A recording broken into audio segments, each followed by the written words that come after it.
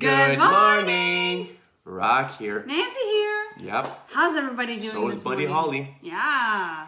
How is everybody doing on this beautiful Monday Oh morning? my goodness. Like, the beginning of a new week. come on. New challenge. Come on. Woohoo! We're still How alive. was your weekend? Are you alive? I'm, Yep. I'm You're still alive. I'm Yep. alive and I'm well. alive. I'm alive and well. I'm alive and well as well. Yeah. How was your weekend? Oh my goodness. What a fabulous weekend. It was all right. I was all right. Good rest. Yeah? Working towards my stuff. Yeah. Yeah. You're excited about your novel? Which one? The one that you're working on. The one that I'm working on, the graphic novel? Well, Yes. yeah, I've got one volume ready, and Yeah. I've got somebody looking that over, and I've started the second one, so That's cool.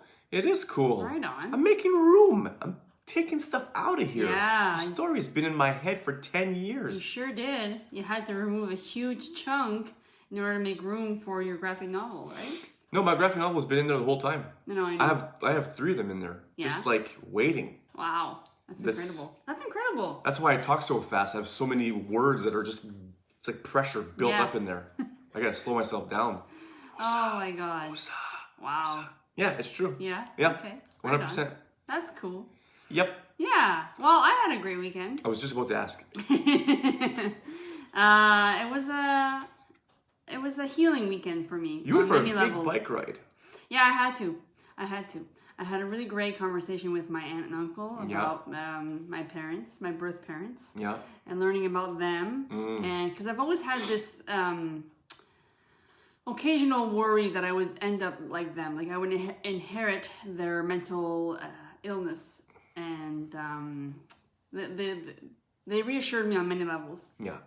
just by getting to know them from their perspective. Yeah. And I've gained new perspective when it comes to them, That's super important. and obviously the lifestyle and the decisions that I'm making in my lifetime is very, very, very significantly different than That's what I keep telling you. they You went are through. not your mother. No, I get Right? that. I get that. But it's like I get it though. I get where you're coming from. It's very similar to how I feel with, like, in regards to my dad. Mm-hmm. I'm always like, am I gonna turn out like that? yeah, Am I gonna end up being a diddler, child diddler? yeah, You always have to be like, I'm always like thinking about that, you know. yeah. Exactly. I'm so like, it's not that I always think about that, but it's always like right there. You know, I work in a school full of children, so I mean, I'm there, and I want to be friendly with them because you can create good rapport. Mm-hmm. But I'm also thinking, ooh,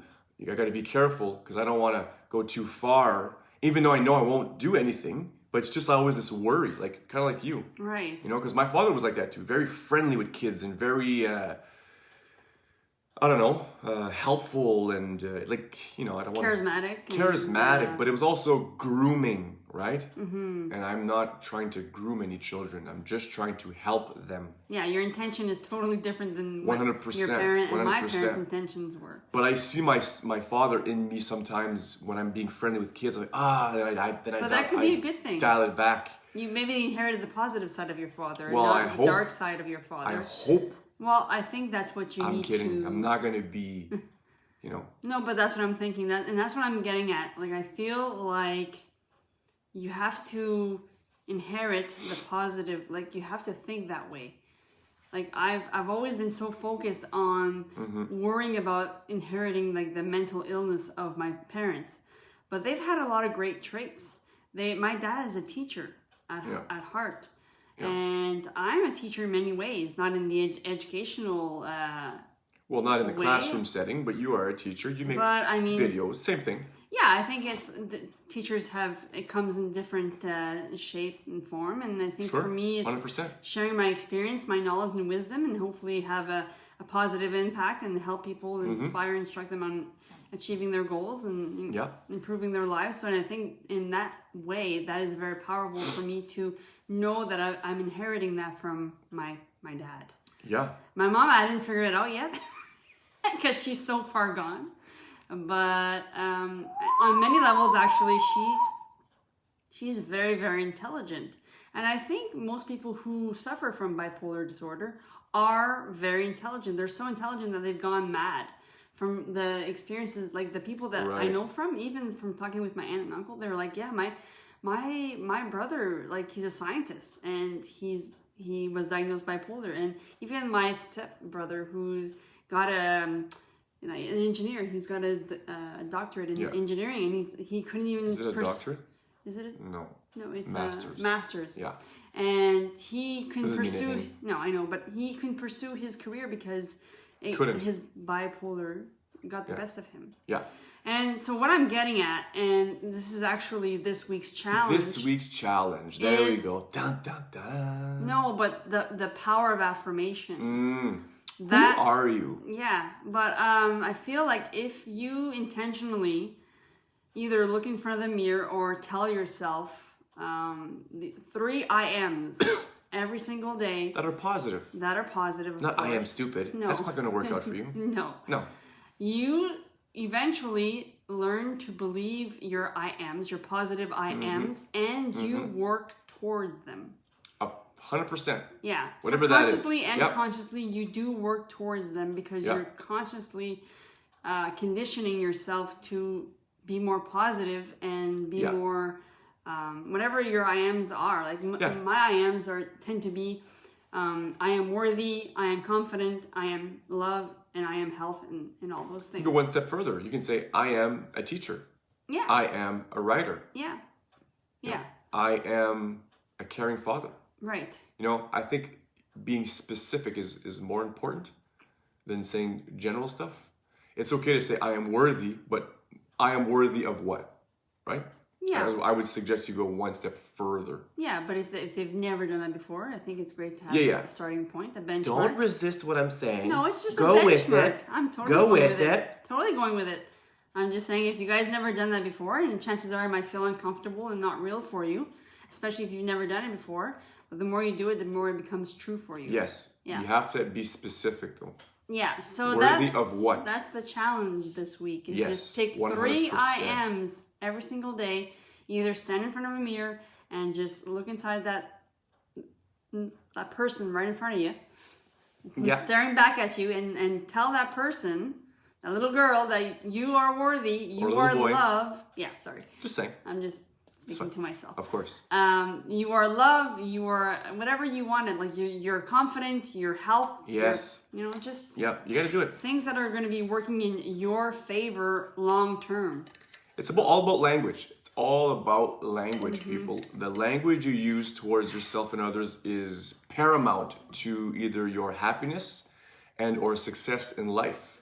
I mean, if you're constantly saying, I am stupid, well, don't expect to accomplish many things. Yeah, and some of you might have to start there. Like not saying those things. That's not going to help. Yeah. I'm healthy, right? Yeah. And here's another thing that a word that we overuse is love. Oh, I love that shirt. Oh, I love that TV show. Really? I mean, me personally, there's only like a handful of people that I love, and that's what I use. I love my wife. I love my daughter. I don't like saying I love that shirt. I like the shirt, but if it got destroyed in the wash, I wouldn't have to go to a funeral for it. I wouldn't have to worry about that. It would just be, oh well. Because the more emphasis you put on that word, the more you're attaching yourself to that. But it's not just that. Right? And it's not just that. It's the more you use the word, specifically love, towards everything, the more you dilute its actual meaning. Oh, okay, yeah. If I say I love this thing, but I do love this but thing. I love you, well, what do I love more? Do you know what I mean? Hydrates me. No, I get what you're saying. It's anything that you're going to overly use, it's going to lose, it's going to become dilated, no, not dilated, but what's it? Diluted? Diluted, and it's going to become not as powerful. It's not going to mean as much. Yeah. So you got to be careful with the word love and words like, I can't do this. You know, you got to be careful with that. Yeah.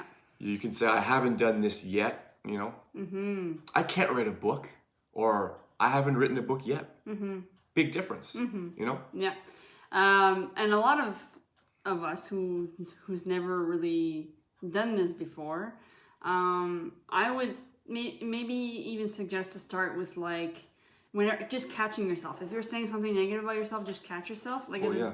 Remember a few years ago, I was listening to Jack Canfield. Like cancel? Yeah. So every time I would say something negative about myself, he say cancel, and then you replace it with something positive. So it's effective. I mean, it sounds kind of like. Well, it's about being aware. Though. Just catch yourself, and I think it's creating awareness, of course. The I am thing in the mirror there, that will, if you're saying to yourself in the mirror, I am loving, I am worthy of a good life, and I'm a caring individual. Yeah. Later on, and if you mean that, and you don't have to do it just once. Later on in the day, if you say, man, I could be so stupid, you will catch yourself. You're like, oh, wait a minute, that creates mindfulness. That's not aligned with what I said this morning. Yeah. So I would say, no, I'm not stupid. I would say that in my brain. No, I'm not stupid. Come on, I made a mistake. Relax. I'm smiling because I just remember the part in the Fresh Prince of Bel-Air, looking at himself in the mirror and like, you're on your own. What does he say again? I don't know. Mirror, mirror on the wall, Jean-Claude Van Damme, I'm fine. Jesus. I know it's cheesy, but it's funny. Woo! Come on, Fresh Prince. Smells like cheesy in here. Jeez. No, but listen, it's I love so it. funny. I love Fresh Prince of Bel-Air. Van Damme, Fresh Prince of Bel-Air. It's all good. It's all good. Yeah. I love those TGIF shows. And course. And the morning Saved by the Bell and Boy Meets World. And yeah, we need to bring that back. We need to bring that back. Be mindful of the words, people. Yeah. Okay? Be mindful of the words. Deal. Yeah. Be mindful of your actions following up those words, because you will find yourself, the more you use those words, the power of affirmation. The brain says, okay, either way. Whatever you say. I'm an idiot. The brain says, okay, I'm a genius. I'm going to write a book. Yeah. The brain says, okay. As always, are we wrapping it up? No, sounds like it. One more thing, One more thing, because I was talking full sentence and bam! No, but you're like actually wrapping it up. It's fine! You're like, okay, so, of course, power of the words are like very powerful. As always. Okay, no, but I want to say something. Jesus. Your brain obviously will... I gotta pause this, sorry. And I think I said it before, but... No, but I mean, if you're saying that you're stupid and you want to write a book, your brain's going to be confused. That's basically what I'm saying. Okay. Yeah. Right on. As always, we love you. We're thinking about you. Have a good shower. Tomorrow morning. Say positive things about yourself. Eat some fruits. Chill out.